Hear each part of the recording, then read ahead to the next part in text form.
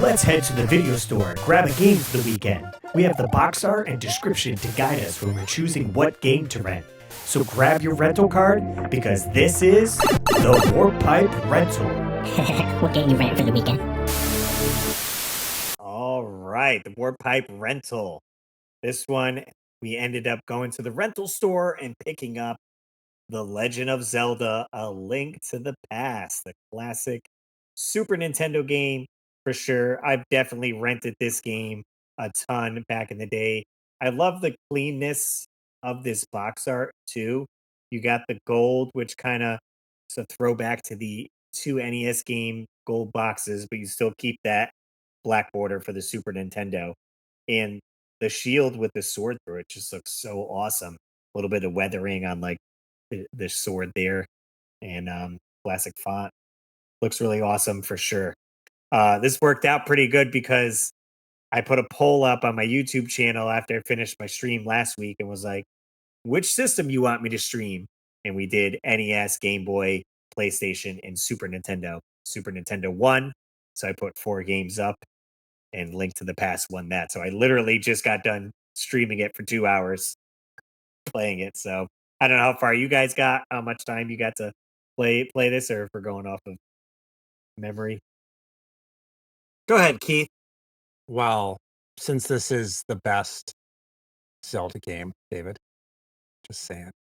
I threw it in a little bit and I played a save save that I had on it. Yeah. Just to Okay. kind of refresh myself. But this was one of the ones because I do plan on trying to complete all of the Zelda games. So I've done the first one. I did Adventures of Link or whatever it is, and then I did this one and Link's Awakening. So I did play this one all the way through fairly recently. Okay. It's such an awesome game. It is. I remember renting it as a kid. I remember borrowing it from a friend that had it as a kid and playing it and just being enamored by the graphics, the way the game looks, the music, the items, the equipment you're picking up. You know, you're doing the run with the sword in front of you. Right. The enemies are so cool, and I love that you're going back and forth between those two like Yeah, the dark realms. and light worlds. Yep.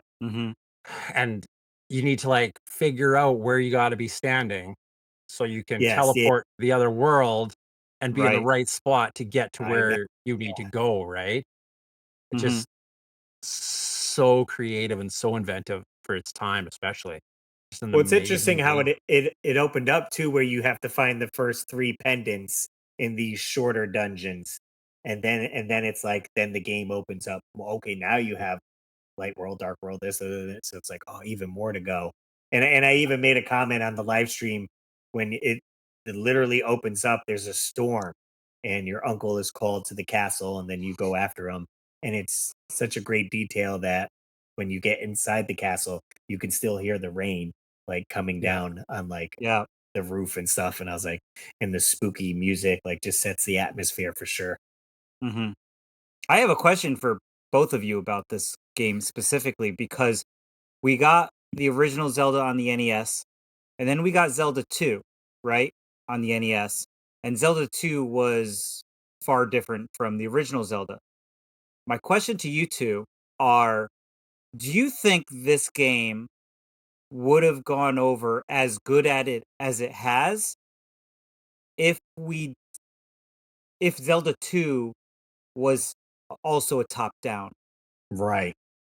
Because that was kind of frowned upon then. Like a lot of people didn't like how they switched up the Yeah. way the game was. Mhm. So I'm wondering, like, were people excited that it went back to top down and that's why it took off? Or if Zelda 2 was a top down, do you think it would have been received like as well or I almost feel less? like it would have been received probably as well, just because it's Super Nintendo, so you're getting those enhanced graphics, Mhm. colors, Mode 7, or all the jazzes and this and that. And I don't know, in timeline wise, they also had uh, Zelda on the Game Boy, which was top Yeah. down as well. So I don't know when Absolutely. that Right. when that came out, if that was before this. I don't know off the top of my head. But Right. I feel like Zelda 2 being the way it was helped influence a little bit into this game with like magic and stuff like that. Sure, sure. But if you maybe take the other series with like Mario being like 1, 2, and 3, all somewhat similar, I guess. And then when you get to Super Mario World, it's just expanded upon. I feel like Mhm. if Zelda 2 was more like Zelda 1, I still think the jump to Super Nintendo would have been still like, oh man, now Zelda in 16-bit? Like, Yeah. whoa. David. Now I wish that Zelda 2 was top down like the first one and this one. Why is that?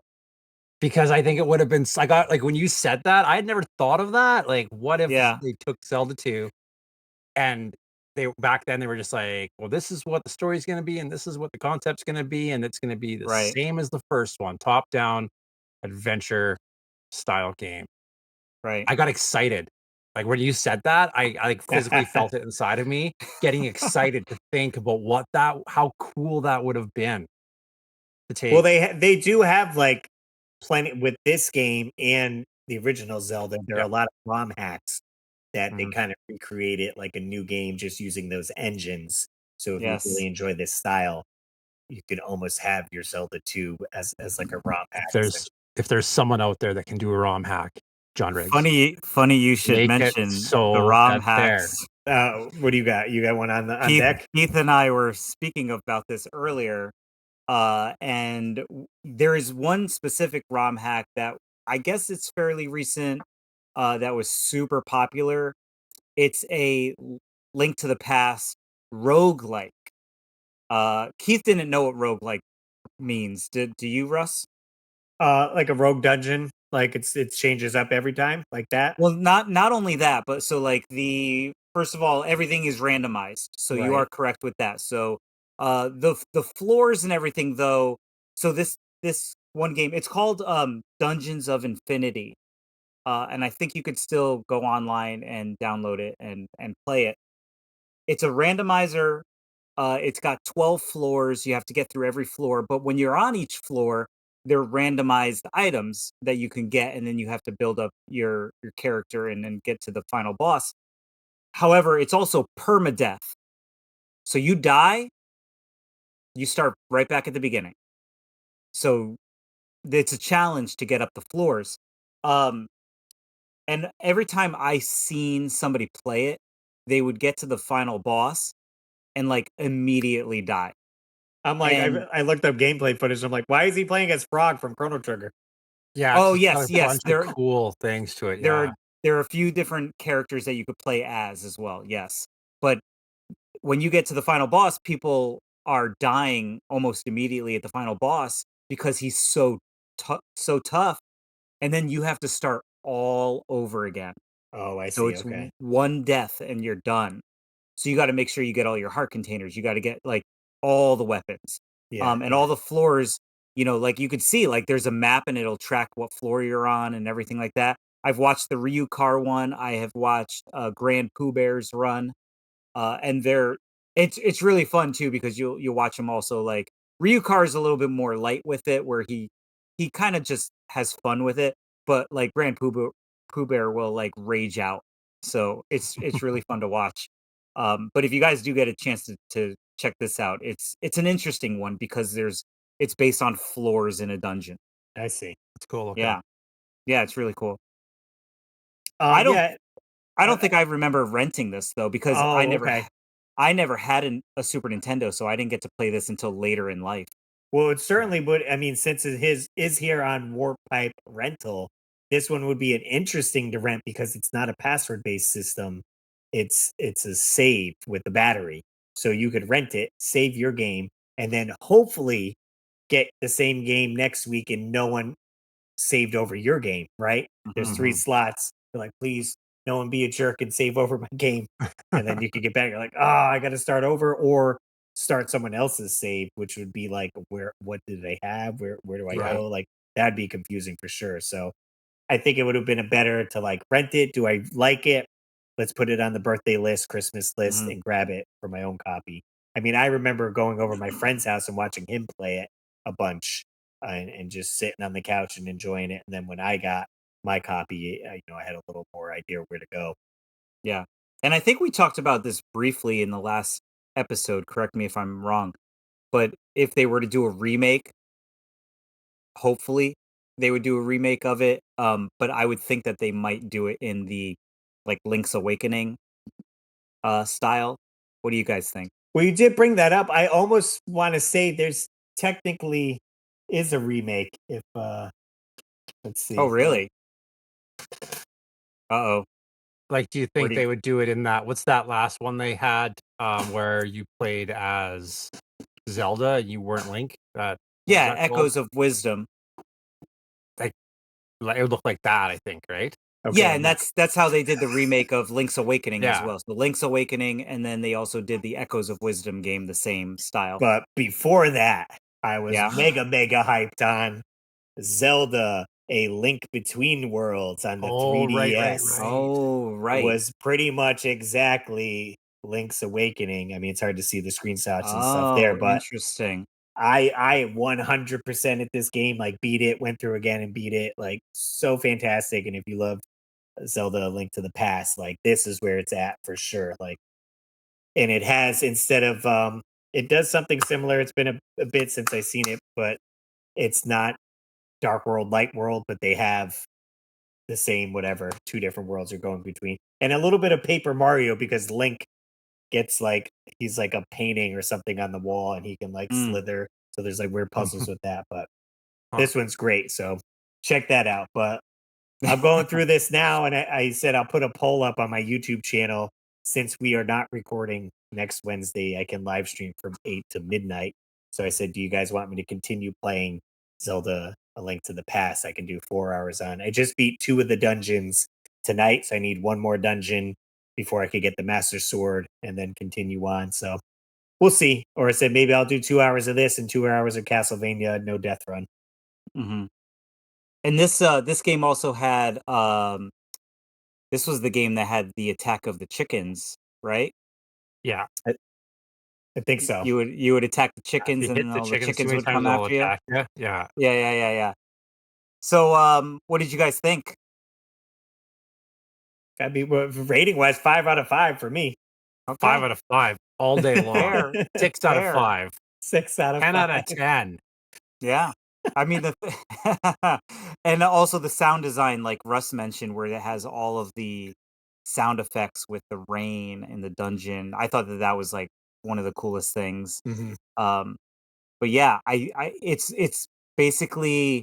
Would you guys agree? It's a hybrid of the original Zelda Mhm. and Zelda 2, essentially. A little bit, yeah, because I said they add you have that magic meter, right? And Right. you can get certain weapons that Yeah. use that meter, and so that was reminiscent in Zelda Yeah. 2. So they took a little bit of that. There's no like when in Zelda 2 you would go to the dungeons and it's side scrolling like that. They Right. didn't add Right. that in it, but What yeah. was what was the Zelda that was after this one? Does anybody know? I'm After assuming it this was one Game would have Boy, but been Ocarina, right? Because this one and Link's Awakening are pretty close. right. So there was Y- only one Zelda game on the Super Nintendo. Right, on the Super Yeah. Nintendo. There was two on the Game Boy Color. You had Oracle of Ages and Seasons Yeah. Yeah, come Okay. which are out. So I both don't know very cool as well. when Mhm. those came out compared to Ocarina of Time. I'm unsure, but Okay. Yeah. I feel like those would have Well, I come get out after, right? Because the Game Boy was around for a long time. right. yes. And then the Game Boy also had Link's Awakening that Yeah. came out on I think there was the color version and the standard version of Yeah. that. Hopefully, yeah. And then Or wasn't it packaged in with the other Zelda game? It was Link's Awakening or was it just Link's Awakening DX or something like that? There was there was one that came out and it was like the Four Swords. That's what I'm talking about. Yes, it was I like don't know if yeah, that was it might be the remake of it. yeah. so 1998 was Ocarina. Oracle of Ages was 2001. So Okay. further out. So Ocarina was the one after it. So I give it a 5 out of 5, obviously. When was Link's Awakening? Link's Awakening, that wasn't until That was Game Boy. The that was original Game one Boy. is Game Boy. Yeah. Right. I don't know. 93. So Wow. this was after that then. So this was after Link's Awakening. Trying to Google all this stuff quickly. Right. Now just so the viewers know, we're not talking about the Zelda timeline, because that's a whole other conversation. 92 was Link to the Past. So Link to the Past came out, and then a year later we got Link's Awakening on the Game Boy, and then the next one they jumped completely away from that top down and jumped to. I feel like they had to, because moving to the 64, everything was like, okay, now it's 3-dimensional. Like, this is where we're headed. But did they really have to? Was there any top-down-ish type games on the N64? They did. I wore this for you guys today. So check out the game if you haven't already. And if you guys are always curious what game we are renting, you can check out the weekly warpipe.com. Scroll down on the website, and it always shows the current game we are playing for that week, so you can participate. Next week, we're jumping in. We are going handheld. We're going to be renting Lilo and Stitch on the Game Boy Advance. We timed this so the new live-action Lilo and Stitch movie is coming out. And if you haven't played this game, don't brush it off, because it's fantastic. If you played Metal Slug, that's what this game is. It's just a Lilo and Stitch skin on top of that. You get laser guns, pineapple grenades. It's a run and gun shooter. It's a great one for sure. I think I had seen this on probably one of those older Metal Jesus Rocks videos that was like hidden gems. Like, then I had to pick this up. I was like, oh wow. So grab it on the Game Boy. I'm sure it's cheap. If you want to pick it up, I'm sure it's under $10. You can get pumped for the live action movie and play this game. Get it now, because Stitch is, I've been in Target, Walmart, all those stores. Stitch is the rage right now. Oh, I bet. So I know Kylie's very excited. We watched a couple trailers today. It looks very fun. So we'll probably be going to see it. But maybe get that game now, guys, before that game goes up in price with the movie. Who knows?